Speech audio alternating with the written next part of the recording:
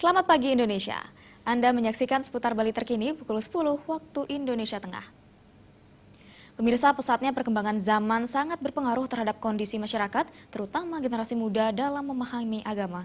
Kondisi itu perlu mendapat perhatian khusus, diantaranya dengan menempatkan penyuluh agama Hindu di setiap desa di Bali yang bertugas memberikan pelayanan terhadap umat, terutama pembinaan keagamaan kepada generasi muda.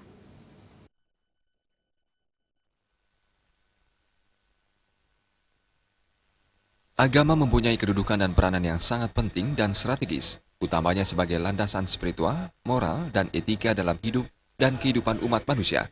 Kondisi ini perlu mendapat perhatian khusus, salah satunya dengan menyediakan penyuluh agama Hindu di setiap desa di Bali. Sebelumnya, Komisi 4 DPRD Bali dan Pemprov Bali sudah memberi lampu hijau atas usulan berbagai pemangku kepentingan di Bali agar desa di Bali memiliki penyuluh agama Hindu dan bahasa Bali.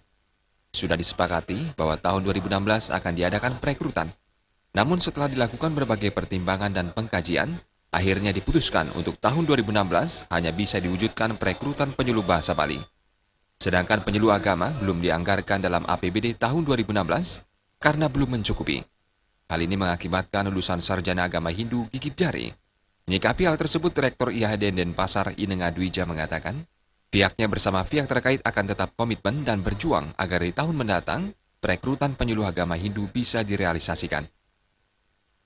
Sudah disepakati sebenarnya dua ini, penyuluh agama dan penyuluh bahasa Bali. Tetapi tetap komitmen dari teman-teman di Komisi D itu adalah akan merekrut ini penyuluh agama. Tetapi mungkin di tahun anggaran 2016-2017 gitu.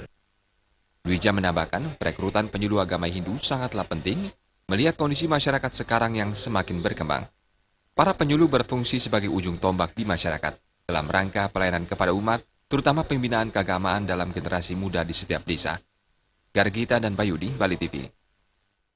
Pemirsa, demikian seputar Bali terkini kali ini. Nantikan informasi menarik kami dalam seputar Bali terkini 1 jam mendatang. Salam Indonesia.